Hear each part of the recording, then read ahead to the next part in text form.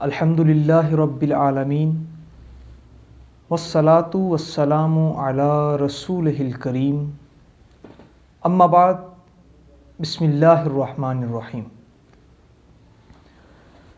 آج کی ہماری یہ نشست جو کہ آئیں دین سیکھیں کے حوالہ سے منعقد ہے، آج کی ہماری اس نشست کا عنوان نماز کی اہمیت کے حوالہ سے ہے۔ یہ ہمارے بنیادی ارکان میں سے ایک رکن بھی ہے۔ تو نماز ہے کیا؟ اس پر علماء نے، فقہاء نے کئی کتابیں لکھ ڈالیں، کئی رسائل، کئی دلائل اس پر موجود ہیں نماز کے حوالہ سے۔ لیکن سادہ الفاظ کے اندر نماز کی تعریف کچھ یوں کی جائے تو غلط نہ ہوگا۔ وہ خاص طریقہ عبادت جس کا ادا کرنا ہر عاقل بالغ مسلمان پر دن میں 5 مرتبہ فرض ہے۔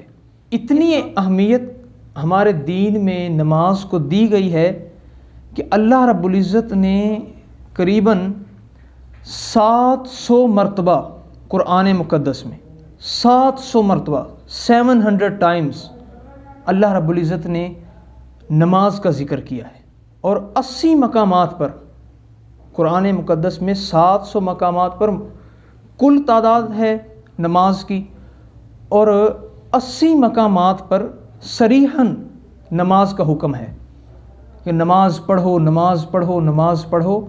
باقی باتیں سب پیچھے رہ جاتی ہیں، صرف بندہ یہی سوچ لے کہ جس بات پر اللہ رب العزت اتنی تاکید فرما رہا ہے کہ نماز پڑھو، 700 مرتبہ 700 بار اللہ رب العزت فرما رہا ہے نماز پڑھو، نماز پڑھو۔ آج ہمیں اپنے طور پہ سوچنے کی ضرورت ہے کہ آج ہم کوئی سٹیٹس والا، کوئی مرتبے والا بندہ ہمیں ایک بار کام کہہ دے تو ہم بھاگ کے کرتے ہیں، ہم بھاگ کے وہ کام کرتے ہیں کہ مجھے فلاں نے کہا، مجھے فلاں وزیر نے کہا، مشیر نے کہا، مجھے فلاں صاحب مقام شخصیت نے کہا۔ ہم بڑی بھاگ کے اور جلدی سے وہ کام کرتے ہیں۔ ہمیں سوچنے کی ضرورت ہے کہ ہم جو عقیدہ رکھتے ہیں، ہم جس دین پر ہیں، اس میں اللہ رب العزت سے بڑی کوئی ذات ہے؟ اگر تو ہم یہ مانیں کہ اللہ رب العزت سب سے بڑی ذات ہے تو پھر ہمیں نماز کی پابندی ضرور کرنی چاہیے، کیونکہ اللہ رب العزت 1 یا 2 مرتبہ نہیں فرما رہا، بلکہ اللہ رب العزت 700 مقامات پر نماز کا ذکر کر رہا ہے۔ اب 700 مقامات کیونکہ مکمل تو ذکر کرنا بھی بہت دشوار ہے، ان میں سے چند ایک مقامات جو اللہ رب العزت نے جو آیات نماز کے حوالہ سے نازل فرمائیں وہ میں آپ کے سامنے پیش کرتا ہوں۔ اللہ رب العزت سورہ بقرہ آیت نمبر 43 کے اندر اللہ رب العزت ارشاد فرماتا ہے وَأَقِیمُوا الصَّلَاةَ وَآتُوا الزَّکَاةَ وَارْکَعُوا مَعَ الرَّاکِعِینَ، نماز قائم کرو، زکوٰۃ ادا کرو، اور رکوع کرنے والوں کے ساتھ رکوع کرو۔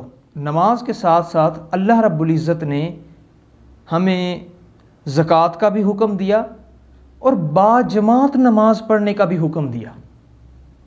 آج ہم کہتے ہیں نہیں باجماعت نماز کیا پڑھنی، بس پڑھ لیں گے، ہم گھروں میں پڑھ لیں گے۔ ہمیں سوچنے کی ضرورت ہے کہ اللہ رب العزت قرآن مجید میں فرما رہا ہے کہ رکوع کرنے والوں کے ساتھ رکوع کرو، گویا تم باجماعت نماز پڑھو۔ اللہ کی مدد وہ بھی نماز کے ذریعہ سے ملتی ہے۔ ایک اور مقام پر سورہ بقرہ میں ہی اللہ رب العزت آیت نمبر 153 کے اندر اللہ ارشاد فرماتا ہے یا ایھا الذین آمنوا استعینوا بالصبر والصلاۃ، کہ اے لوگو جو ایمان لائے، اے ایمان والو، اللہ کی مدد طلب کرو صبر اور نماز کے ساتھ۔ اب عموماً ہم صبر کا پہلو تو رکھتے ہیں کہ جی اللہ رب العزت نے صبر کے متعلق فرمایا، ہمیں یہ بھی خیال رکھنا چاہیے کہ آج کہ اس دور میں، پرفتن دور میں، ہر بندے کے ذہن منتشر ہے، انتشار کا شکار ہے، اس کا حل یہی ہے کہ بندہ نماز کی پابندی کر لے، نماز کو پابندی کے ساتھ با جماعت ادا کرنے کا تہیہ کر لے، تو انشاءاللہ اللہ رب العزت اس کی مشکلات، اس کے مصائب، ان کا بھی حل فرما دے گا۔ اسی طرح ایک اور مقام پر نمازی کی فضیلت بیان کرتے ہوئے، یعنی نمازی کا مقام بیان کرتے ہوئے اللہ رب العزت سورہ بقرہ آیت نمبر 277 میں ارشاد فرماتا ہے، ان الذین آمنوا وعملوا الصالحات واقاموا الصلاة وآتوا الزکاة لہم اجرہم عند ربہم ولا خوف علیہم ولا ہم یحزنون۔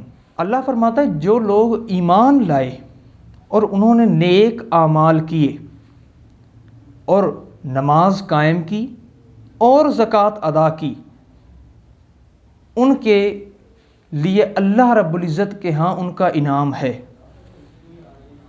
اور جس شخص نے یہ تینوں کام کیے، یعنی اس نے اچھے اعمال بھی کیے، اس نے نماز بھی ادا کی اور اس نے زکوٰۃ بھی ادا کی، ان لوگوں کو نہ تو کسی چیز کا خوف ہے اور نہ ہی وہ غمگین ہے۔ اندازہ کریں کہ انہیں اللہ کے سوا کسی اور چیز کا خوف نہیں۔ اندازہ کریں کہ نمازی کا کتنا اس کا مقام ہے کہ ایک جگہ اللہ رب العزت اپنے دوستوں کے لیے بھی فرما رہا ہے اور دوسرے مقام پر نمازی کے لیے بھی یہی فرما رہا ہے۔ گویا اللہ رب العزت یہ ہمیں بتانا چاہ رہا ہے، ہمیں یہ پیغام دے رہا ہے کہ جس نے نیک اعمال کیے، نماز ادا کی اور زکوٰۃ ادا کی، وہ گویا اللہ رب العزت کے دوستوں میں سے ہے۔ دعا ہے کہ اللہ رب العزت ہمیں نماز کی پابندی کرنے کی توفیق عطا فرمائے اور نماز با جماعت پڑھنے کی توفیق عطا فرمائے۔ وصلی اللہ تعالی علی حبیبہ و آلہ و اصحابہ اجمعین۔